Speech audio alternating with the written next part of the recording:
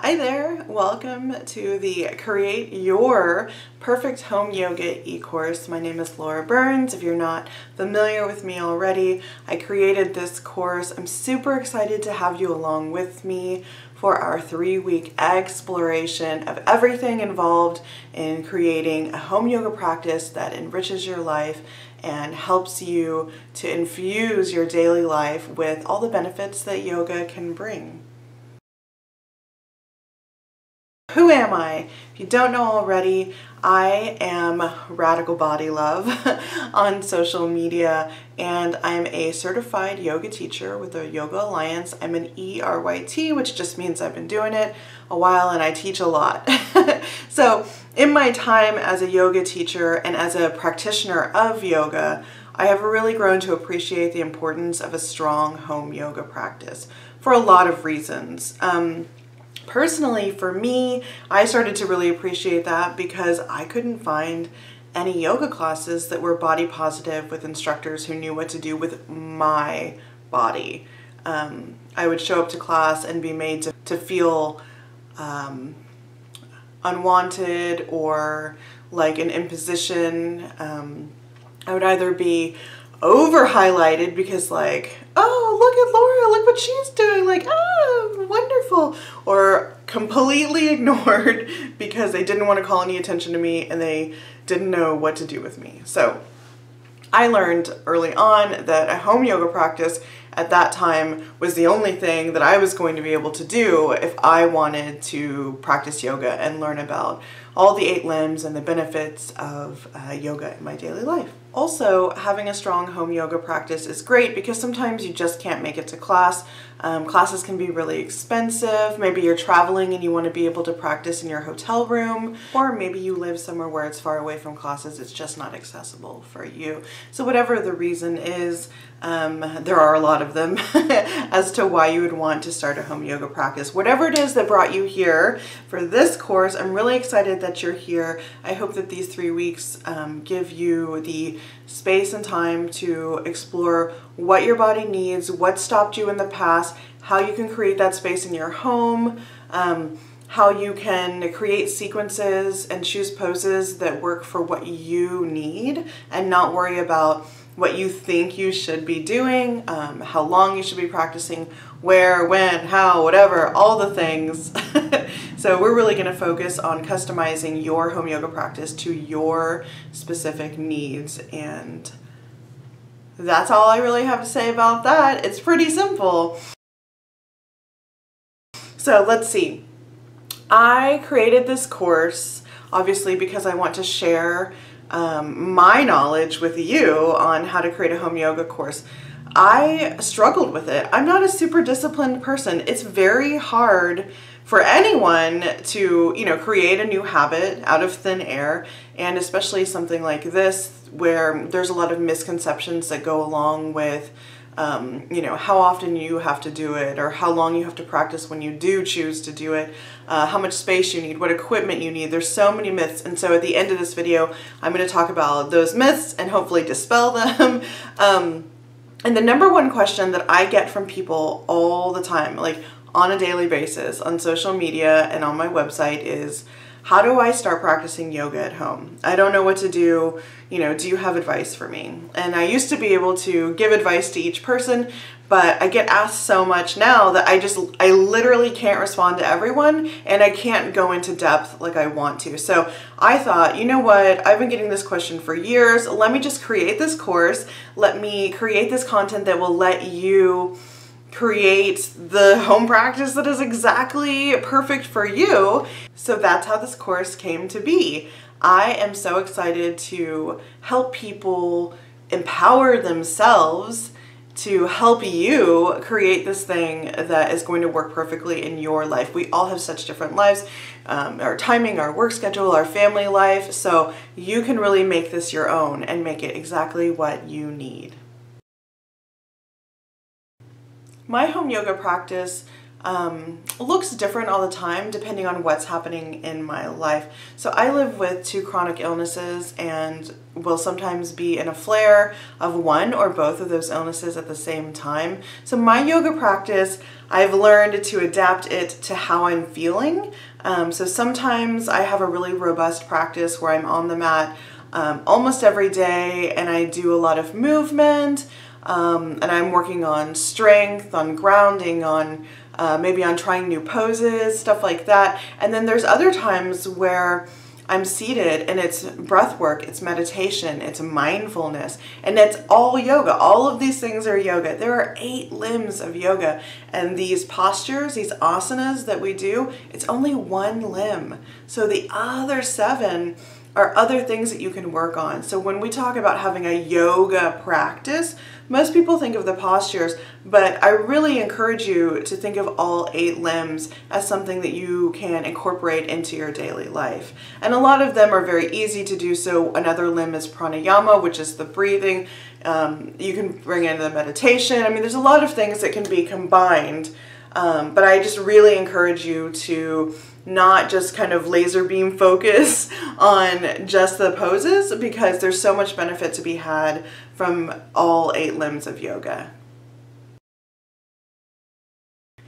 This course is broken up into 3 weeks or 3 modules, and each week we will have a theme, and then we have a certain way that the material will unfold and you will tackle it. So each week there's a theme, and then there will be a worksheet that I will give to you on the first day of the week, and you can have a couple days to really dig through that, unpack feelings, write it out. You can print out the paper and, you know, just write on it. It's made for that. If you don't want to print it or you don't have access to a printer, you're welcome to just write in your notebook. I really encourage you to print out all the materials and keep them in a binder or tucked into your notebook somewhere where everything can be together. You can look back on this as you continue to practice yoga during your life.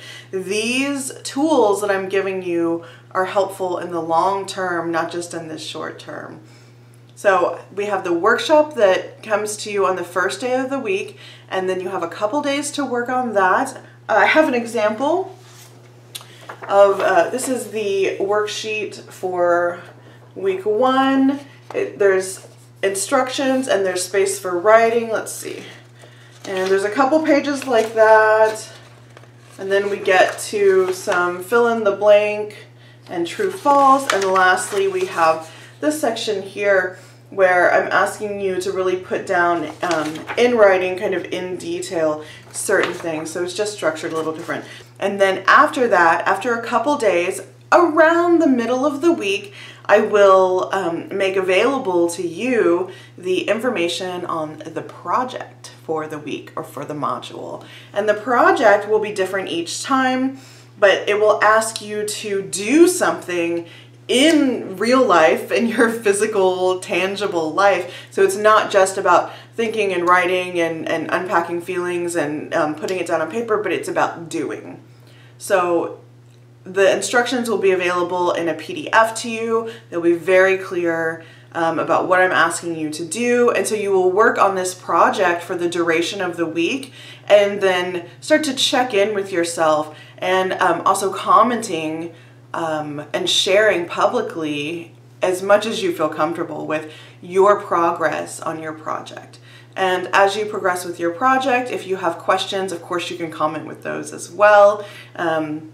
You can ask for feedback from the group, and I'll be here also to answer questions or give my feedback as I am able to. And towards the end of the week, after you've had time to work on your worksheet, work on your project, there'll be a little check-in, a little kind of probing from me, asking how it's going and what you're coming up with, and just kind of checking in to see how it's all progressing. And then the third component of the e-course is this daily yoga. And that sounds really scary at first because you're like, oh my God, doing yoga every day sounds like a lot. Like, I'm not ready for that. But here's the thing. Remember I said yoga is this whole spectrum. There's 8 limbs of yoga. So it's not that I'm going to make you do movement every day, but we're going to have a daily check-in where we practice yoga in some way. It might be a few deep breaths. It might be a discussion on mindfulness. It might be me just teaching you a little bit about the other limbs of yoga. And it might be some movement. If it is movement, it will always be gentle, it will always be accessible, and you are welcome to do it if it feels good, and if it doesn't feel good, always don't do it. That's the rule here, is you're the boss, you're the expert on your body. Do what feels good, do what feels right for your body today, and listen to your body, you know, really take ownership of that. You are in charge here. Let's talk about myths surrounding yoga. Okay, so I have a list here, so I'll be looking down so that I can read them to you. Here we go. Number 1, I have to practice every day for an hour or longer for it to count. So I just want to unpack a couple different things about this statement. And these are all real myths that I captured based on things that people have said to me over and over again. So number 1, you don't have to practice every day. This course is not about trying to teach you to practice every day, unless that's your actual goal. If your goal is to practice every day, great, let's work on that. But a lot of people feel this pressure that they have to practice every day or else they're not doing it right. So you don't have to practice every day. The second part of that was for an hour or longer. You don't have to practice for a whole hour. When you go to class, yeah, it's an hour. You paid money for that, or maybe if it's a free class, you didn't. But you signed up for that. You knew it was an hour. That's how long a class is.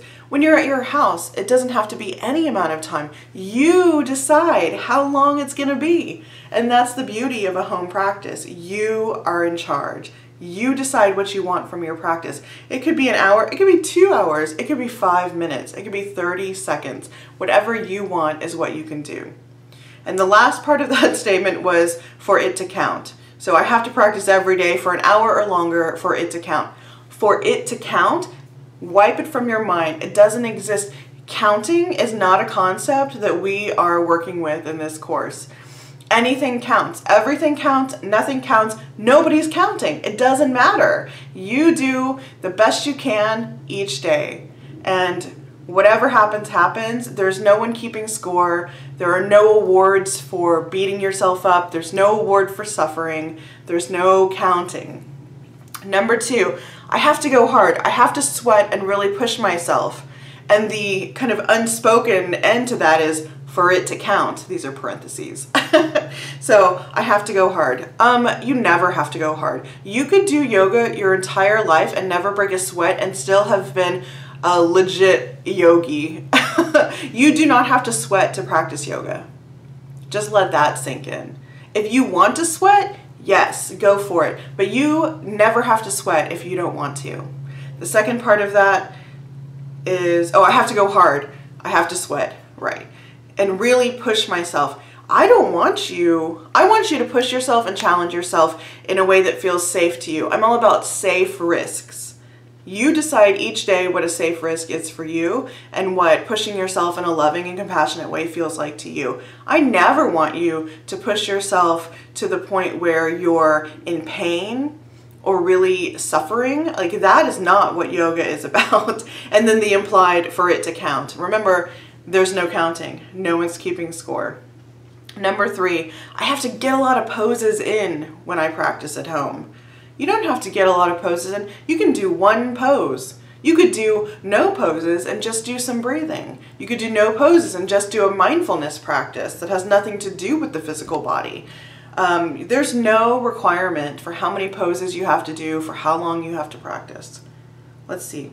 I need all new equipment and every kind of prop before I can start. And this is kind of, you could insert anything in before the phrase, before I can start. We're really good as human beings at creating reasons why we can't do something or why we can't begin something yet. Like, I know for myself this is really true.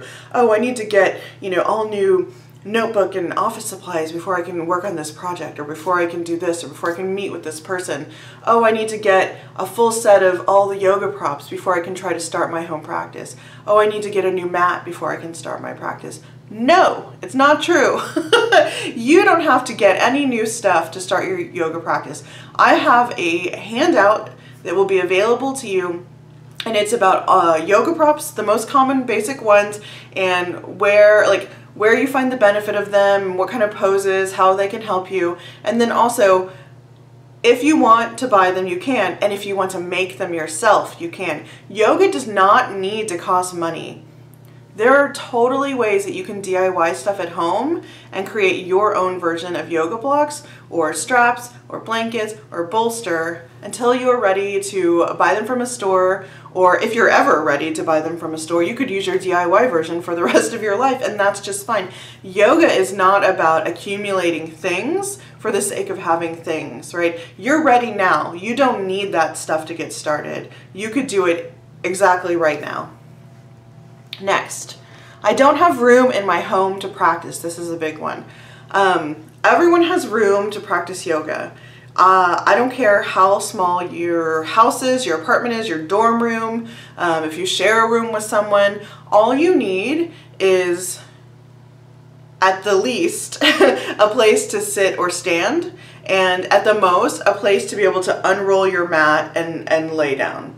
People practice in super, super tiny spaces all the time. I promise you that you have room in your home to practice. And the last one, I don't know what to do, which is not a myth. That can actually be true. I don't know what to do. It's a reason why people put off starting home yoga practice, or get confused or worried because they don't know what to do and then quit. So my answer to that is, that's why you're here. I'm going to help you figure out what to do so that you have a game plan for moving forward. And then it's up to you to implement the schedule that you want to have to get yourself on the mat. And this course is a really good way to start, because we'll be on a daily basis being really intentional about thinking about yoga, and on a weekly basis getting on the mat, moving our bodies, breathing, being mindful, being really present. I hope that this introduction to the course has been helpful. I'm so excited, again, let me say, to have you here working on creating this home practice. I appreciate you so much. I feel honored that you choose to walk this path with me, and I can't wait to see what you create. I'll see you soon.